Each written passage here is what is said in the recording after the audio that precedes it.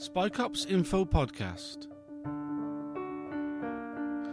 Episode 6, Kate Wilson and the Investigative Powers Tribunal, Part 1.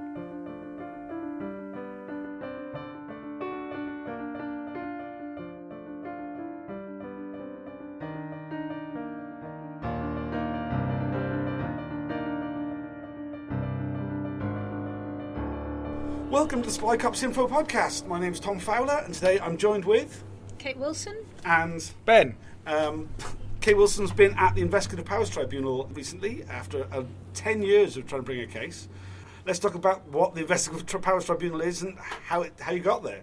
Because this tribunal is taking place at the same time as the second phase of the first tranche of the undercover policing inquiry, I haven't followed it as closely as I would most any other legal happening about undercover policing. So do you want to fill us in with what happened? Yeah, okay. An unhappy coincidence. We're not going to get into conspiracy theories here, but it was an unhappy coincidence that they timetabled my trial to coincide with the hearings of the Spy Cops inquiry, and it meant that... In terms of a timeline, when did you start this process to go to the IPT? Well, we filed the claim in 2011. Right. So this has been going for 10 years. I mean, so that's a good 4 years before Theresa May announces the undercover policing inquiry. That manages to get started beforehand, but still manages to clash with something which has been planned. Well, the hearing week wasn't set in 2011. No. So we actually filed the claim in the High Court, and it was a claim filed by 8 women, me and 7 others, and 3 of us included claims under the Human Rights Act. So the other 5 women, the relationships that they had happened before the year 2000, which is when the Human Rights Act came into effect. Right. Yeah. I just for context, I was going through court at the same time. We had a lot of the same hearings. It was me and the 2 women from Cardiff. There was. I remember the thing of being that some of us were able to claim certain things and others weren't, just from when these things happened. Right? Well, so yeah, this is really interesting because you and me went through the High Court and the Court of Appeal, because of course we didn't originally file these claims in the Investigatory Powers Tribunal. We filed them in the High Court, and the police filed an application to get them struck out of the High Court, because in the year 2000, when the Human Rights Act was enacted, some bright legal spark scratched their head and said, this is going to pose problems for the secret state. Because, of course, a lot of what the secret state does, on the face of it, violates the Human Rights Act. It violates the right to privacy, violates, potentially, the right to freedom, like individual freedom. It violates the right to freedom from torture. There's a whole bunch of potential and actual violations that the secret state is capable of. And so what they did back in the year 2000 was they created the Regulation of Investigatory Powers Act, which is affectionately known as REPA to its friends. And alongside REPA, they established the IPT. The IPT is the Investigatory Powers Tribunal, and it's a court that exists to specifically look at allegations of human rights abuses by the secret state. I don't think you can pick up the aeroplane there. By the secret state. No, we're going to have to wait for that. It's all right. It's background noise of the realities of living in London. Right? Yeah, we're on the Heathrow flight path. Right. Yeah. To give it context, the court case was only just the other day. We currently got the inquiry going on. This is why I'm in London doing this interview now. The IPT, it's more than just the court that looks into these things. It's a highly secretive institution within the Home Office.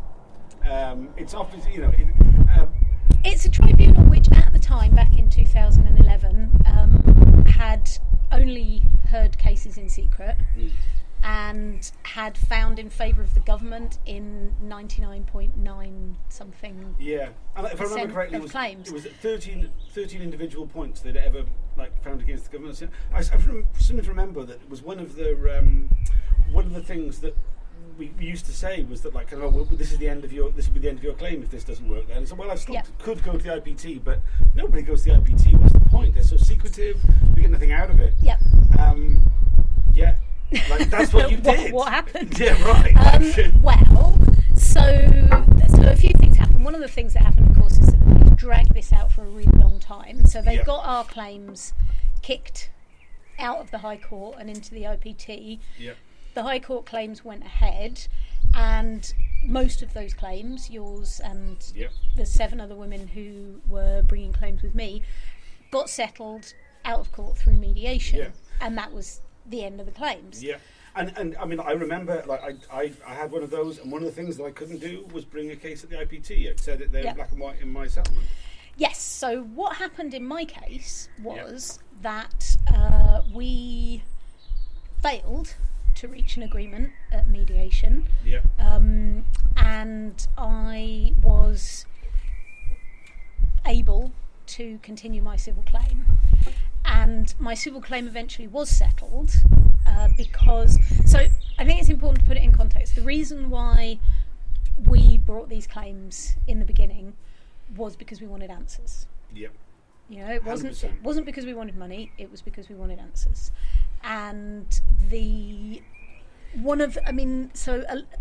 legal systems in the UK is a very bizarre and slightly creepy thing that a lot of it is about money, like so much of the British state. Right? It's horrid. So there was a very unpleasant process of turning the damage done into a claim for financial damages, and because that's what the courts demand, and that's that.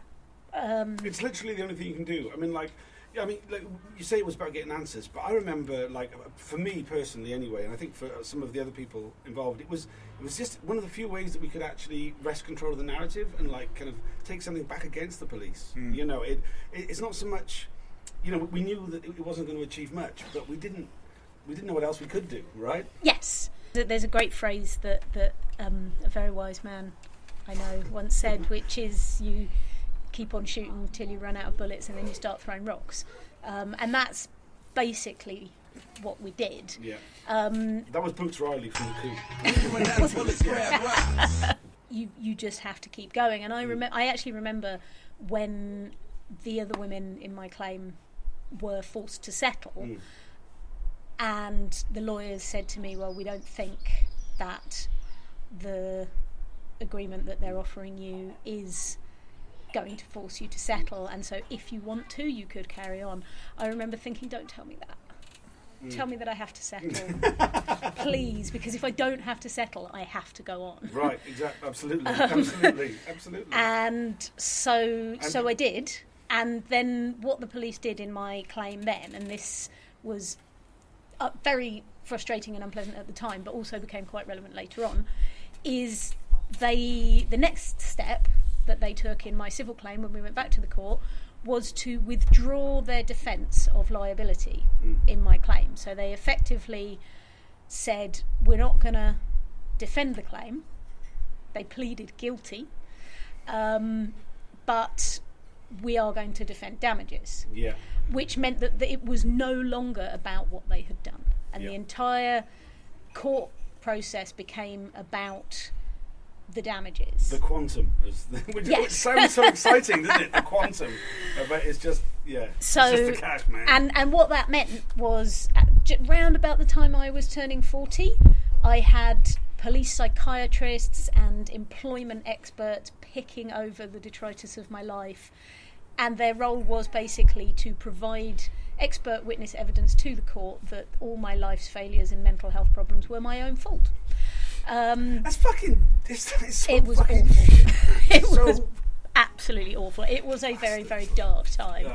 And at some point, I realised that back in the day, it was about a year ago by then, they had made an offer in the civil court, and that although a year had gone by and that would have implications for the value of that offer, I could just take the offer and walk away. And I did that. Pretty much I was broken and I gave in.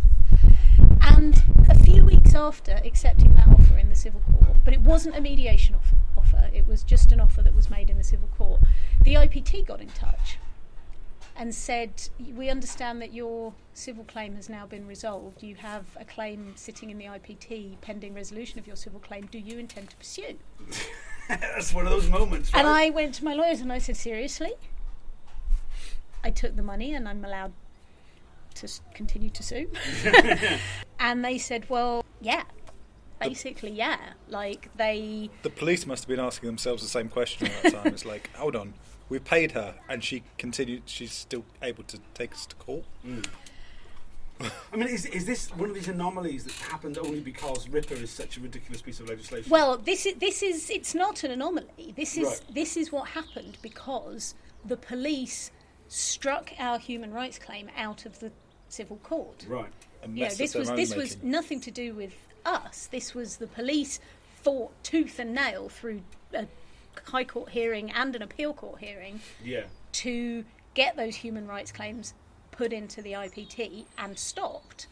And we received, shortly after that, a letter from the police saying the fact that we didn't defend liability in the IPT, in the civil court, does not mean that we accept liability.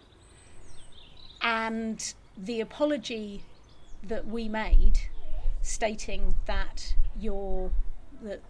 Spy Cops Relationships abused your human rights, because of course when I settled the civil claim they extended the public apology to me, does not mean that we accept any of the specifics of your Article 3 and Article 8 human rights claims. Sorry but not sorry. Yeah.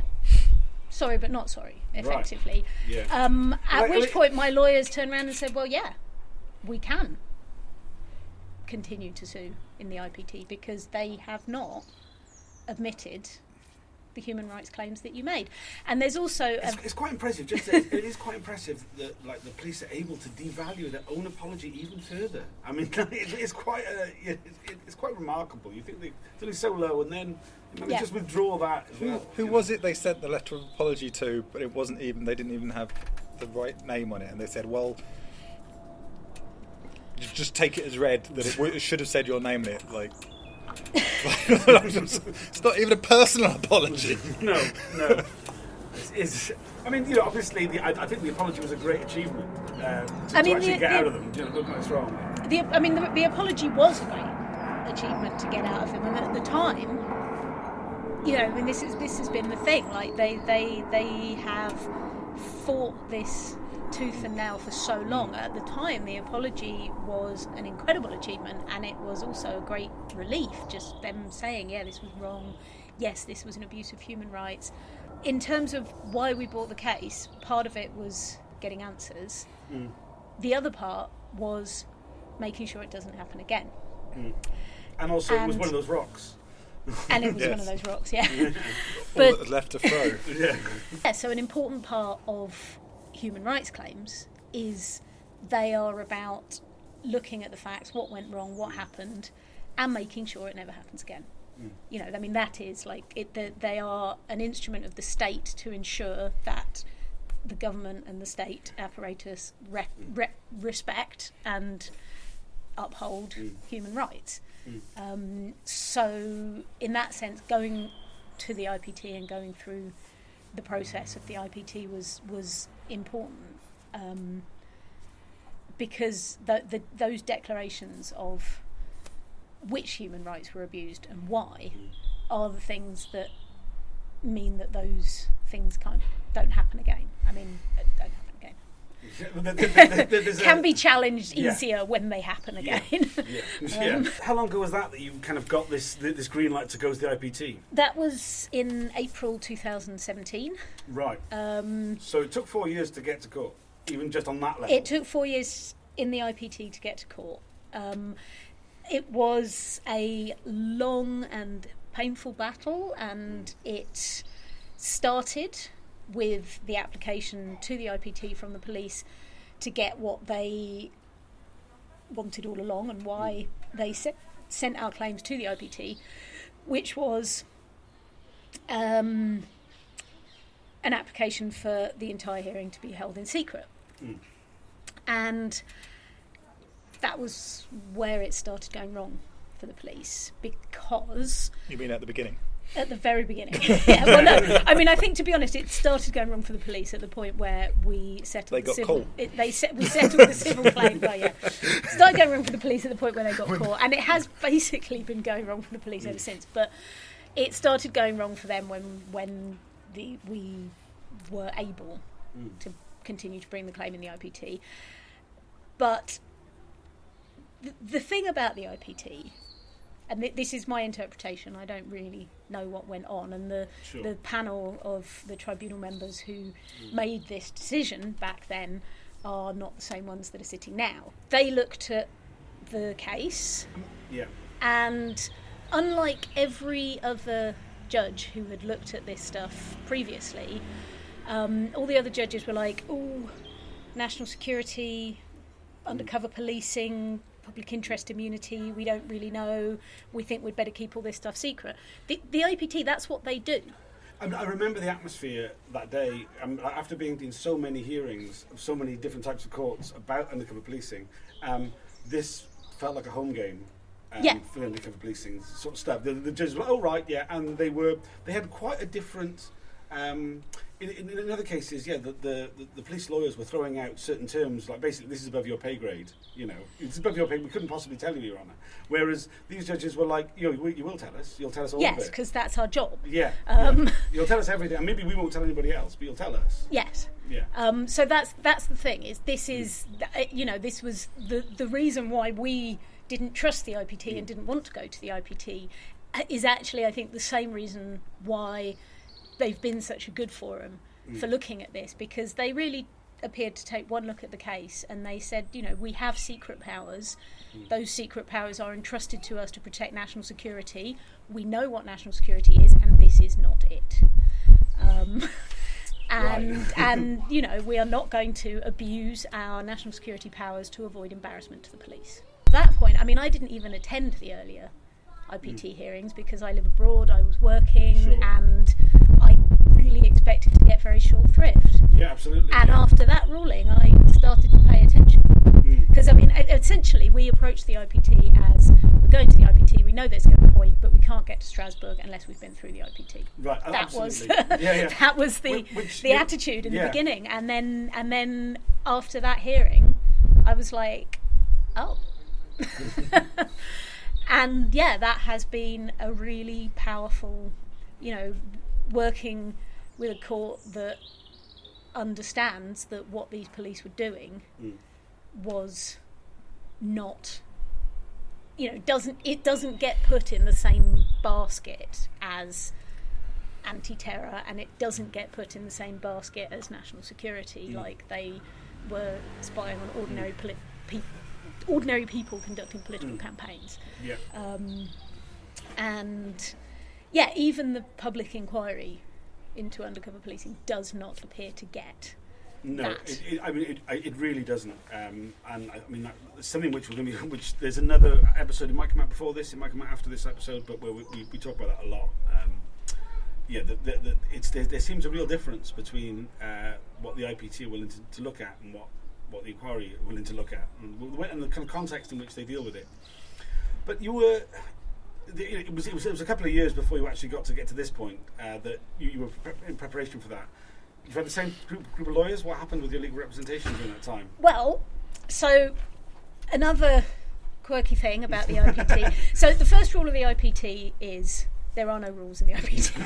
I remember when I thought it was don't talk about the IPT. When I became the first rule of the IPT is the IPT makes its own rules. Right. I mean, I think that literally is the first rule of the IPT, is the IPT makes its own rules. And I remember when I first became a litigant in person, and we will get on to why, I received documents from the police, and they came with an email saying these documents are subject to IPT rules. So I wrote to the tribunal and I said, now that I'm a litigant in person, I'm just finding my feet here. Could you just let me know what the IPT rules are so I know what I can and can't do? That followed about 3 weeks of back and forth emails and an IPT hearing. So, where they discussed whereas what the I rules was were. expecting where there was a discussion about what the rules actually were. So it wasn't a back and forth of them explaining it to you? No, not at all. They said, we'll have to get back to you on that, we don't know. Wow.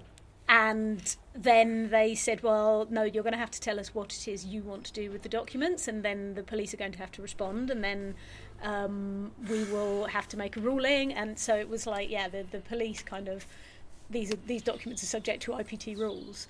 I don't really know what they thought they meant, but yeah, so it's quite a complex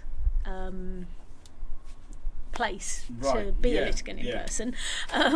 The other thing about the IPT is, because of what it is, because of what it's set up to do, it is designated a costs-free jurisdiction.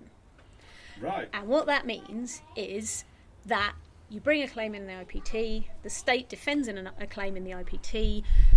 If you lose, you don't have to pay the state's legal costs. Bloody hell, that's good. It's great. It's set up that way so that ordinary members of the public can sue the government for human rights abuses in the IPT without risk of being bankrupted. But there's a catch. But there's a catch. If you win, the state don't pay your costs either. And what that means is that the state is able to throw its essentially infinite resources out of public money into application after application to delay, divert, go back on whatever proceedings. So basically we had the police lawyers putting sticks in the wheels of the process over and over again. I think we went through 12 or 13. I mean, several of the what are called directions hearings. They're like the court hearings before the actual trial. Several of those were cancelled because the police put in applications, withdrew them at the last minute. Some of them were also cancelled because of COVID. But we had an insane number of directions hearings, often going back to review decisions that had already been made, getting repeat submissions from the police, making points that they had already lost. I remember those things happening, and the detail of them. Even for someone like me who tries to follow these things, they were really lost on me. I found it very difficult to get my head around because it was, like you say, it was going back on itself repeatedly. And I remember talking to you about it, and you explaining it to me, and me going, "I still don't get it, dude." Imagine what it was like for the media, because they covered the earlier admissions. Maybe from kind of following on from the apologies, but these submissions were drawn back. So like they admitted stuff, they admitted more stuff, they took back some of the stuff that they admitted. I mean, to be honest, even in the final trial, like my lawyer made a point about how the police had made admissions under Article 11 back in, and I'm like, no, they never admitted that. And then I looked back and I was like, oh my God, they did admit that. And now they're denying it. Like, what's going on? Like, I didn't even notice that. You hadn't noticed they've admitted it, and now you've noticed No, I mean, obviously, to admit it. I had noticed that they'd admitted it, but when they withdrew their admissions, they withdrew that one and didn't actually specify. So they made an application to withdraw certain admissions, and that one they just changed from admitted to denied in the document, and it just got through. Like they hadn't withdrawn it. They just wrote. They just changed. Changed it. I mean, on the media point, I mean, this has been a problem for so much of the process, and it's almost like the British legal system is set up this way on behalf of the state. That these things can get so confusing. That, like, if you are a journalist who's trying to tell a linear story to an audience, it's like, well, let's skip it for a bit, and we'll wait till we get to some sort of resolution, and then we'll do the story. That's pretty much what I'm saying to the media now. Is let's just wait. Until the end. Yeah. And I will tell you the story at the end. Because at every stage they have to go from the beginning. So how did you meet him? Yeah, Which is I mean, like- every it's interview like- I do starts with "How did you meet Mark Kennedy?" Which is like, Yeah. okay, how do I get from And there to here? it should be that after 10 years, that's not the story. That's Right, not, that bit of the absolutely. story's already Yeah, yeah. been told, and now you're talking. So just quickly, if any of the listeners to this podcast, I can't imagine there'll be many, don't know who Kate Wilson is or what happened to her yeah. from undercover policing. Go to the Police Spies Out of Lives website. You'll find a section there called Kate's Story. I'll put the note in the description of the episode. You can read it there. We're not going to discuss it today because that's not what this episode's about. But I just, yeah. So how did you meet? So anyway, long story short, Yeah. we ran out of money. Right. We ran out of money a long time ago. Yeah. And the legal team were defending me for free. No, they weren't defending me for free. They were attacking the police for free. Yeah. Right. Yeah. Because I'm not on trial. Right. But it must have felt like you were. It often Particularly with all that police psychologist bullshit. Fucking. Yeah. Just. Yeah. No. I mean, it's. I still get really angry about It's that tough, whole and thing. also, I mean, that whole it wasn't until I filed the claim in 2011. It was not until February 2020 that I received disclosure from the police. So for 8 years, I was giving them huge amounts of extremely personal detail. I mean, they started out, saying, well, how do we know this even happened? And, that is, at that point, you have to say, well, this is what happened, and here are the proof, and here are the letters and the emails that Mark wrote to me, and, you have to prove to them, and they're not answering. I mean, that's not how it's supposed to work. That's not how a claim would usually work. You file a claim, they file a defence. They never filed a defence. Right. In my civil claim, I don't believe they ever actually filed a defence. They sent a number of letters setting out bits of what their defence would be, which have been quite useful because they, again, made claims, went back on them. So a major part of the police defence at the final trial was, well, we didn't need to say that police officers weren't allowed to have sex with people undercover because it's so bloody obvious it wouldn't need to be written down. At which point it became really useful to have a big stack of letters from the police legal team that said things like, there is no case to answer. Mark's relationship with your client was authorised under section 27B of REPA. That may not be the right section if you're actually interested in the law. I just made that up. But yeah, so be able to say, well, if it's that bloody obvious, why did your clients plead back in 2012 that it was entirely authorised? Right. And, why did your Commissioner of Police back in 2014 say that it was inevitable? I mean, literally, they created their own problem so many times. Back at the time when we were like, this is nonsense, we didn't realise what gold we were getting really out of them. Yeah, no, that whole period before they kind of settled on this is absolutely outrageous and would never be authorised. For such a long time, right? All of this might explain, I mean, it could also be a part of the delaying tactic to pump up costs and price her out of the litigation, but the legal team was completely dumped and replaced several times.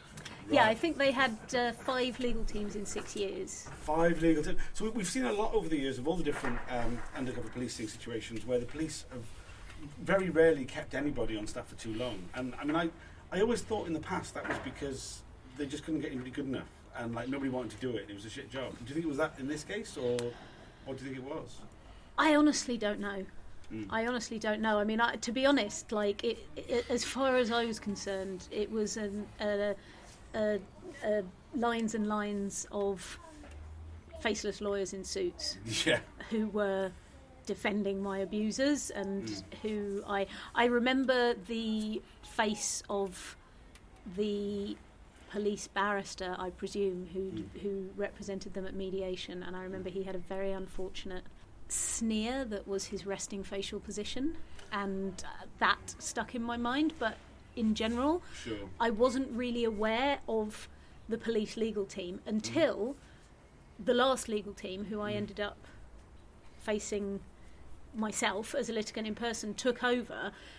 And the only reason I became aware of them at that point was because they basically stepped in and said, we're a new legal team and we're changing the rules. Right. And they were the ones that withdrew admissions that had been previously made. They were the ones that applied to stop the disclosure process, which by that time had been agreed. They were the ones who basically turned it around and meant that what was a process that was basically set to go to trial was now going to drag on for another 2 years. And because that change of legal team was actually significant in terms of what happened in the trial, I started paying attention then.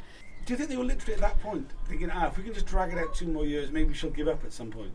I think it works a lot. I'm sure it works a lot of the time. I mean, they obviously haven't, despite having spied on me for 12 years. This whole strategy of the state of just like, well, we'll just spin it out for as long as possible. Like, it's one stroke of a pen somewhere in office. They go, make that last as long as possible to drop out at some point. So lawyers then, they literally, at the final hurdle, will go, well, we can stretch it for another 2 years. We'll do that. We'll do that. I mean, I think also there is an attitude among the police, which all power to us, I think we have overcome, but it's a very good strategy generally, which is drag this out, the story will go away. Yeah. And so at some point the results of this will come out, but by then no one will care. Yeah. And all power to you and the work that you do keeping the information out there, and to people like Rob Evans who have been managing the news around this so that it doesn't go away, and combating that war of attrition that is one of the police's main approaches to it. Also through delaying, you get documents have been mislaid, they're not coming back, you have people have retired, they are no longer in a position, remember, or at least dead. Can get away with saying they no longer remember. Right. But one of the other interesting things that of course happens with that is that history happens and we get to see who was on which side. So, I mean, that's been an interesting part of the spying against me not getting to court until 10 years later. Right. Is things that I was doing that might have been radical at the time Yep. are now pretty damn mainstream. Yeah, right. Even being anti-capitalist is no longer a hardline extremist point of view. Right, absolutely. Climate change is now real. It's not a bunch of us waving placards and saying, "You'll be sorry." No, we're sorry. Now we're all really bloody sorry. So in some ways that dragging it out strategy has also, I think, been good for us, because there was a time when maybe I would have been worried that they were going to turn around and tell the court the things that I was doing, and that a court might not look very kindly on that. Right. Because I was protesting around things that at the time were radical points of view. Yeah.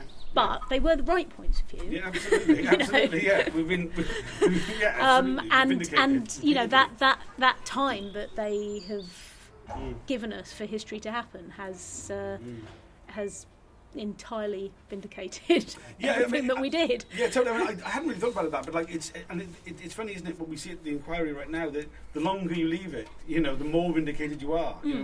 At the inquiry this week, it's been like apartheid, and and making rape illegal, all those kind of things. Which which like I think we've all pretty much kind of accepted now. You know, people don't understand that, like, in 1971, until 1971, a woman couldn't open her own bank account. Right. Like, you know, and these are the struggles that the Women's Liberation Front were fighting back in 1969. Yeah. Like, yeah.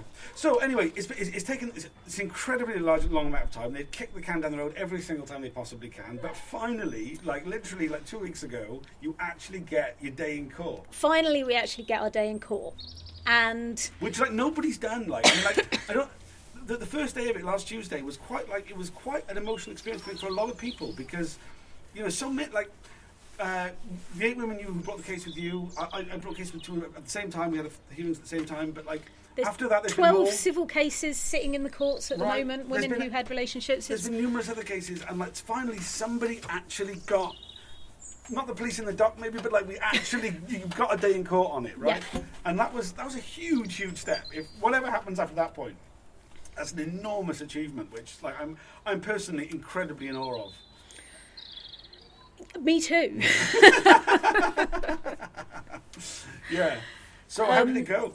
Well, I'm a little bit reticent before hearing the verdict. Of course. To say how I think it went. You're waiting for the verdict still now. Yeah. So the verdict is likely to take months. There's around 5,000 or 6,000 pages of original disclosure in the bundle. On top of that, there's 4 years worth of legal documents. I think my statement alone is about 300 pages long. Right. I will say this, the judges were very on it. Okay. You know, Thorough? They were thorough, they were interested, they were awake. You know, I've been in court before and watched the judges sleep through large parts of the trial. I mean, you know, so let's start with they were awake, but they weren't just awake, they were very on it. You know, they'd clearly done some background reading and were very interested in the legal questions at stake. And I think it's worth saying, so I haven't actually really set out what my claim is, or what is actually at stake now while we wait for the verdict. So we brought the claim in April 2017. Now, the claim got kicked out of the High Court quite early on in, I think, 2014. And, well, no, it was before that, and then it went to the appeal court. But the appeal court was like when it was completely shut down. But the claim that we made in 2011 was very shortly after finding out Mark had been a police officer. Human rights claims have a statute of limitations that means that you can only bring a human rights claim within 12 months of the event taking place, which makes it actually very difficult to bring a human rights claim because, of course, human rights abuses knock you for 6. Absolutely. And 12 months is not a very long time when you're recovering from something awful like that. And particularly something which went on for so long, and you know, they take the 12 months from the time when you knew, but there's no. Well, the police initially tried to get it thrown out on the basis that I was making a claim for things that happened back in 2003, 2004. Right. And we made the point that clearly the statute of limitations had to start from the point where I was able to make a claim, which is the date that I knew. Yeah. Even still, I was contacted by other activists with 7 days before the limitations date was up to say, you can bring this claim, but you've got 7 days to decide. So back in 2011, I said, fuck it, put the claim in, I can always pull it out. I can always pull out if I'll think about it later. And honestly, I haven't had an opportunity to think about it since then. But that happened in 2011. And back in 2011, I just found out that my partner had been an undercover police officer. I was reeling from the personal betrayal, and we didn't have very much information about what went on. Come 2017, there's a public inquiry in place. We know an awful lot more about what went on. And by then I knew that Mark had not been the only undercover police officer I knew. There'd been at least 5 other undercover police officers in my life. They'd been saturating the political communities that I was a part of. And when we sat down with my lawyers and said we're going to bring the claim, I was like, well, this claim no longer describes what happened. And we added 3 additional claims to the claim that we were making, Right. which were claims under Articles 10 and 11, the right to freedom of expression and the right to freedom of association, Yeah. on the basis that they were quite evidently targeting people for our political beliefs. Absolutely. A claim under Article 14 on Right. sexist discrimination because of the sheer number of women who it was now, I mean, it was just, there was so much mounting evidence that these sexual relationships were a systemic practice. This wasn't just something that happened to me. This is institutional sexism. And then claims against the police for all the other officers that I had known. So basically saying that the breadth and depth of the intrusion that I was subjected to, not just for that 18 months that I was in a relationship with Mark Kennedy, but for an entire 12-year period that we knew about, was a breach of my right to privacy, freedom of expression and freedom of association. So those claims were added in 2017 when the stay was lifted and we went back to court. And the police were furious. They said we couldn't do that. We were outside of the statute of limitations. And I wrote a very long statement. We were going to court to have a hearing on whether we were outside the statute of limitations. I wrote a very long statement about what had changed since 2014 when the stay was placed on the process, and why we weren't outside the statute of limitations, because I couldn't possibly have known those things before. And that this was basically the first opportunity that I had. The claim was already filed. The police read my statement and withdrew their application, which was terribly... That was one of the hearings that got cancelled. I was terribly frustrated because I very much wanted that statement to be read in court. Right, yeah, absolutely. But yeah, so then those parts of the claim went forward. Now, the police quite quickly, after that, adopted the same tactic that they'd adopted in the Crown Court, which was to say, well, we admit that the sexual relationship that Mark Kennedy had was wrong and was a violation of Article 8 and Article 3. But they couldn't admit to institutional sexism. They couldn't admit that 6 other spy cops operations that they'd had were a breach of Article 10 and 11 rights. You know, those were things that they probably hadn't even contemplated at that point. Yeah. And so that part of the claim went on. And that's what we've been fighting about over the past 4 years, fighting over disclosure. And it became very clear very early on when we first started getting disclosure that the police would make admissions in order to make disclosure go away. And the judges who, like I say, are quite on it, picked up and said, well, what you're essentially saying is that if we order further disclosure, there may well be more admissions.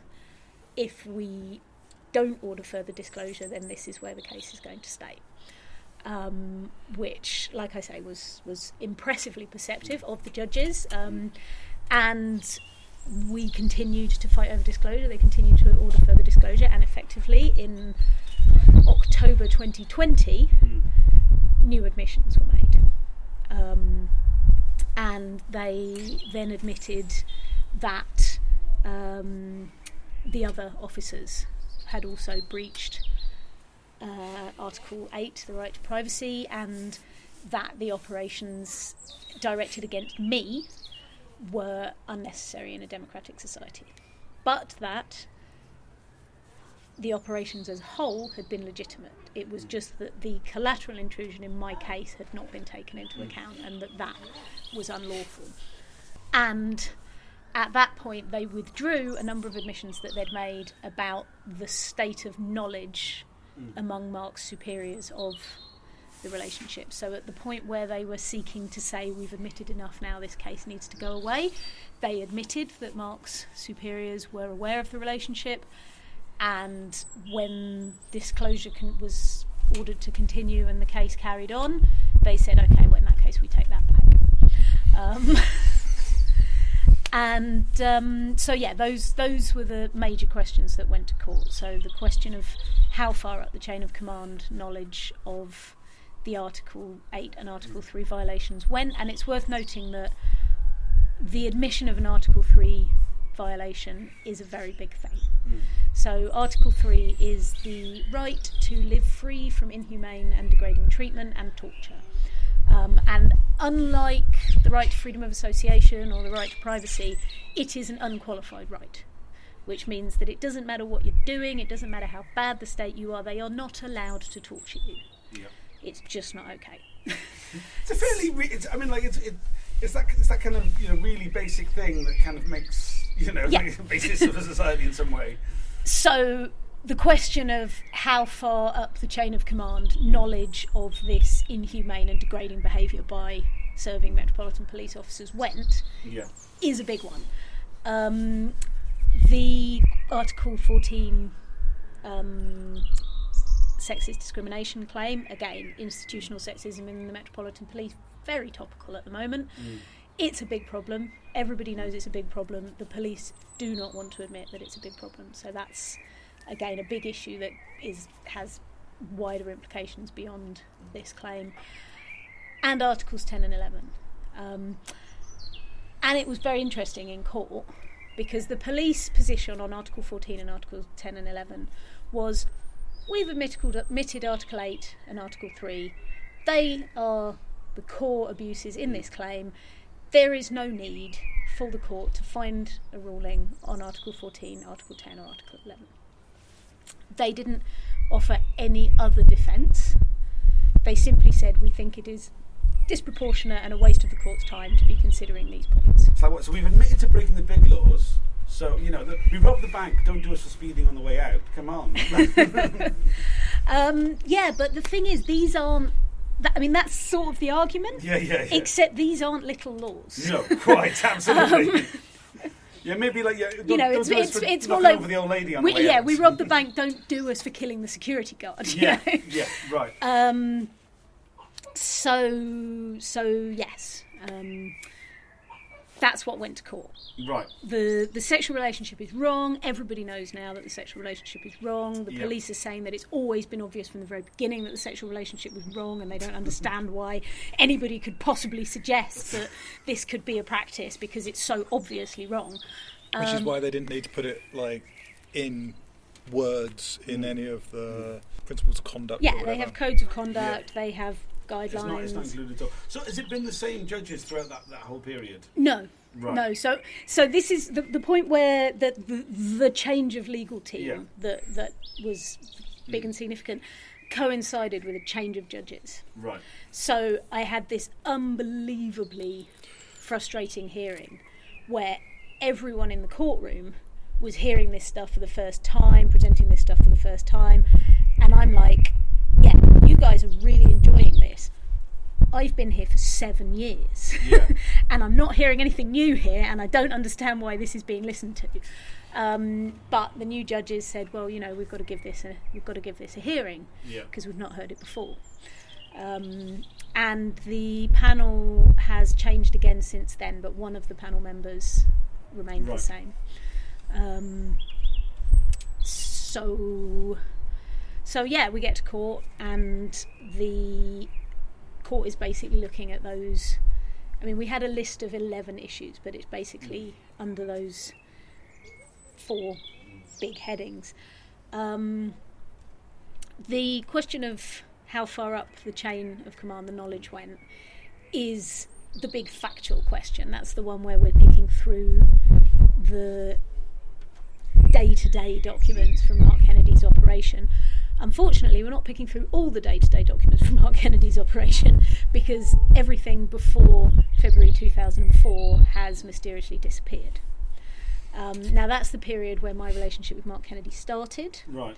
It's recorded in an intelligence report for the 18th of November 2003 that I spent the previous night at his flat. That's the first night that Mark and I spent alone together. It's recorded in an intelligence report. I have no doubt that it was recorded in detail in his contact logs to his cover officer, and probably discussed further up the chain. Every single piece of operational record for that period has gone. How convenient. Indeed. And no response has ever been given from the police about what happened to those documents. They just don't have them. At one point, Sir Stephen House, who is their slightly less than stellar witness, suggested that maybe they never existed. Wow. At which point we had to go back to an earlier statement from one of their lawyers, which recorded the police notebooks issued to Mark Kennedy during that period, and say, well, no, look, mate, they did exist. The sheer gall. Yeah. This speaks to the culture of the police, that they will just, deny, lie, whatever, just keep throwing things out. The brass neck to be able to do that is like. How on earth they find these people who are willing to talk like that in public is beyond me. Aside from everything else, just to be able to just go out there with a straight face, it's like... Well, he is a man who stepped down or was pushed out of the top of policing in Scotland for expenses scandals and all kinds of really, a really huge, not just him, scandal in Scottish policing. Stepped down and then reappears back as Deputy Commissioner for the Metropolitan Police days before signing the first witness statement. So this is a man who has some brass balls. Right. This guy. My favourite part of it is this guy supposedly read 10,000 pages and produced a witness statement based on those 10,000 pages, which he signed on the 18th of January 2018 or 2019.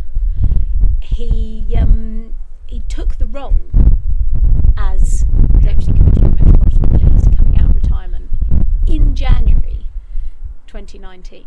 So if he did read those 10,000 pages, he did it in 18 days.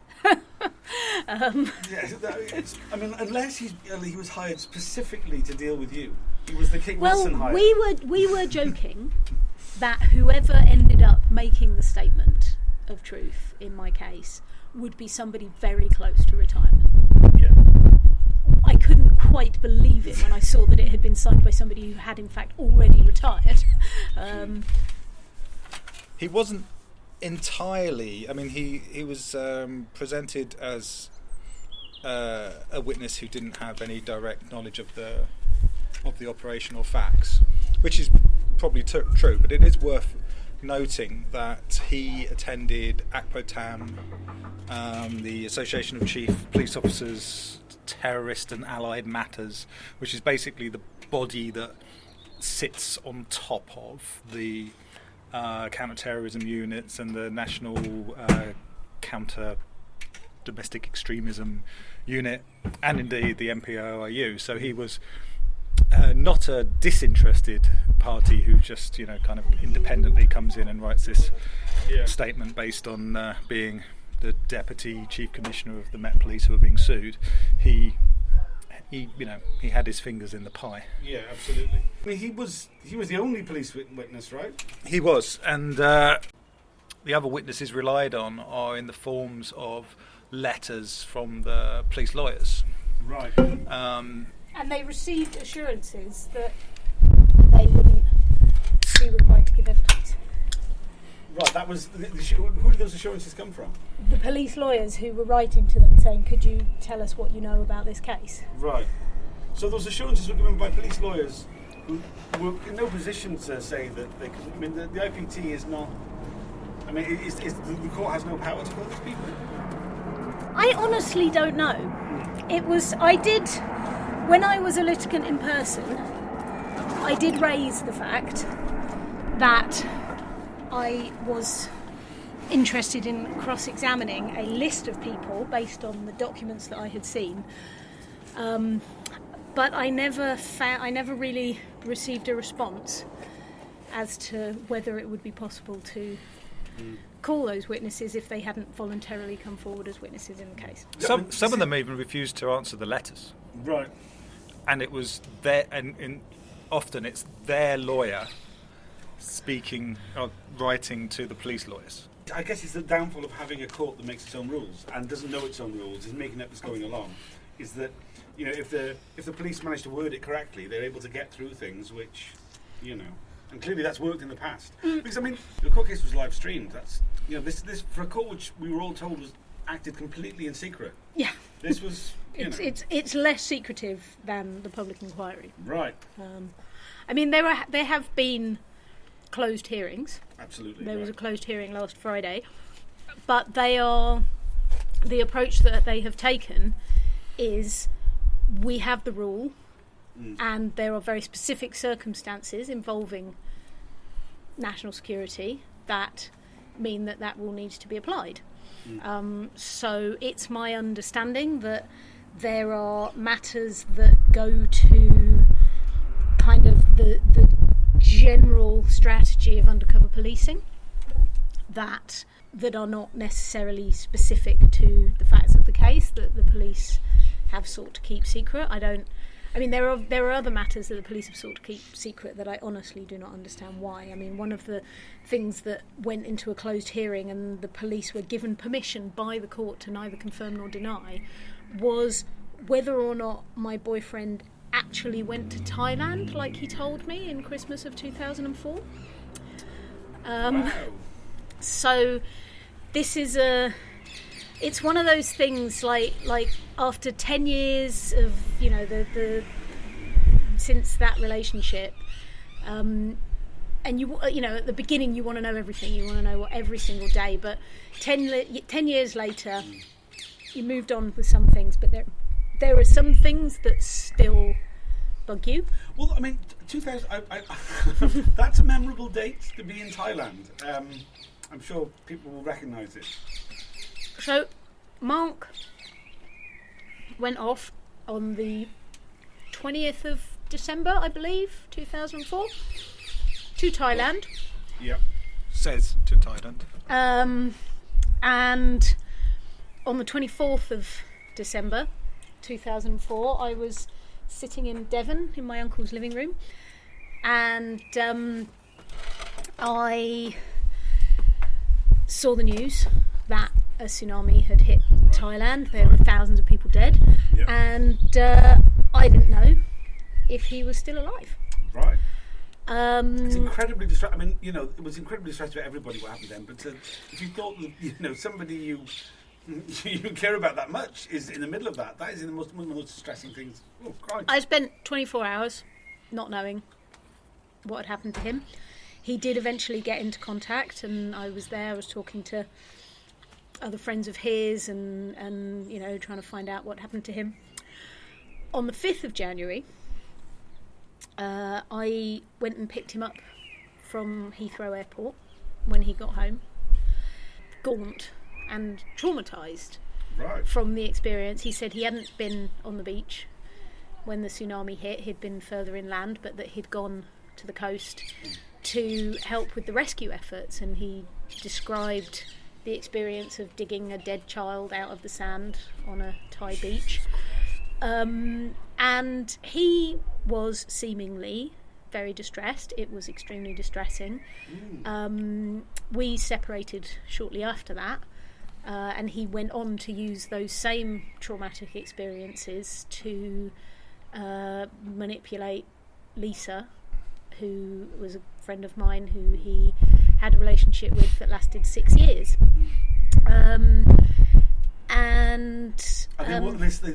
That's still to confirm or deny. What we got was disclosure of the cover logs for the days covering his return, supposedly from Thailand. Right.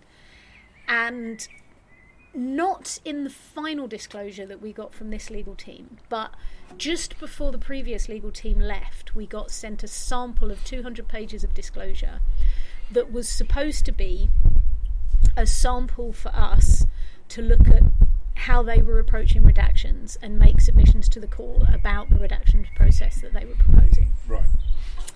So that was the very first disclosure that we got, and it included a page of this information about, or a couple of pages of this information about Mark returning from Thailand that contained the phrase, "We will have to watch the effect on Source of these people showing that they care for him when we are lying to them." And that phrase was redacted in the disclosure that we were eventually given by the police, but I had already seen it, so I knew what it was. That reveals so much. That's national security. Yeah, that was redacted on national security grounds. And so, yeah, I mean, there are many, many redactions throughout the thousands of pages that we have got. A lot of them are around comments between Mark and his handler at times when he is staying with my family for Christmas carol singing events and similar. And there's like redactions which are, the reason that we were given is that they are hiding sensitive undercover policing techniques, which he was using on my family. But anyway, so the Thailand stuff, there we also see how it appears that maybe he was driven to the airport by his handler in order to pretend to be getting off a plane and be met by me, having actually returned to the country the previous day. From who knows where. From who knows where. And so one of the questions that I put to the police in my case was, did Mark really go to Thailand? And it's hugely personally important to me to know the answer to that question. It bugs me deeply. You know, all of that horribly traumatic time, was it true? You know, did he really go to Thailand? Did he really get caught in the tsunami? And was he in this crazy space where he was coming back from that crazy shit to like having to lie to us and you know, or did he not go to Thailand and then got caught out by a major international event and a massive natural disaster and have to pretend to be be coming back from Thailand? Well, use it. I mean, he used it. So partially, it was. Either way, he used it. Either way, he used it. Yeah, yeah. I mean, so I'm guessing you made these arguments to court. On what grounds did they allow the neither confirm nor deny to continue? We don't know. No. They basically said that they would allow them to neither confirm nor deny. So my thinking is... There was a really important element to this in terms of the knowledge. So your police officer, if he has just been in Thailand for the tsunami and he's returning literally, you know, traumatised from a natural disaster, and you're going to put him straight back into deployment, right? Then you've got to be pretty certain that about who he's, you know, what he's going back to, and he's picked up by this woman at the airport, and they're claiming they didn't really know who I was. And that's not the only example of a similar situation. But it's a lot more significant than just some holiday, right? I mean, right. It's quite a big deal. one of, I mean, you know, obviously, like I say, this bugs me. Yeah, it really bugs me, and it bugs me even more now that the police are and applying NCND. Knowing, if they knew that she was his partner, it explains why they couldn't simply collect him at the airport and take him straight to see a police psychiatrist and, you know, take him through counselling for what he's gone through. But they didn't do that, which obviously they should have if he'd gone through that situation. The fact that they, you know, watch him get in a vehicle and go off with Kate is like, you knew. You had to know that he's going home with his girlfriend. It's going to be okay. He's going to be looked after. Whether he was in Thailand, whether he wasn't, there were 4 or 5 senior officers receiving regular, more than once daily briefings during that first week that Mark was back from Thailand about what was going on, who he was with, and in that time he was here in this flat with my parents, and they're commenting about the fact that my parents are worried about him. They're commenting on the fact that we're saying he looks unwell.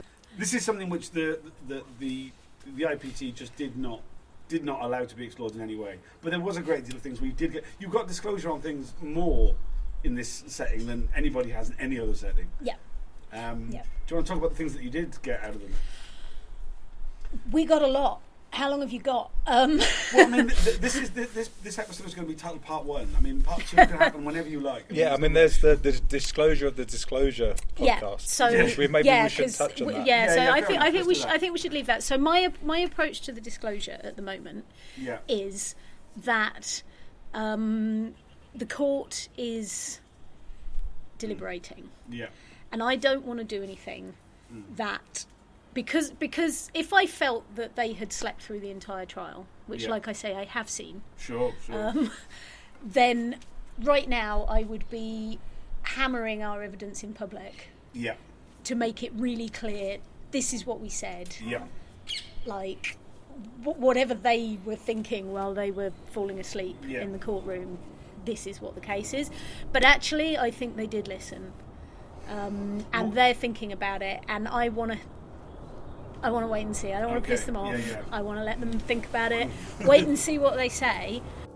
To find out more about this topic, please visit spycops.info, where you can find all the old episodes, subscribe to our newsletter, join our Facebook group, and a lot more besides.